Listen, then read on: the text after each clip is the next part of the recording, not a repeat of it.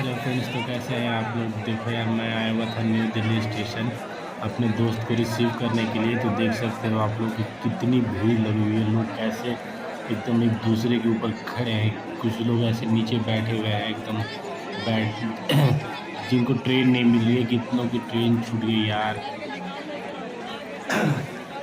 सब लोग वेट कर रहे हैं ट्रेन का। यहाँ पे बैरियर लगा हुआ है, किसी को अंदर जाने के लिए मिल नहीं रहा है। मेरा दोस्त कैसे कैसे करके अंदर आया था। आप लोग देख सकते हो सब लोग सर पे अपना अपना बैग लेके खड़े हैं।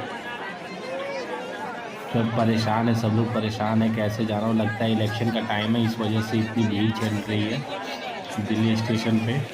ये मैं बता रहा हूँ आप लोग को, ये प्लेटफॉर्म नंबर 16 का इतना भीड़ है।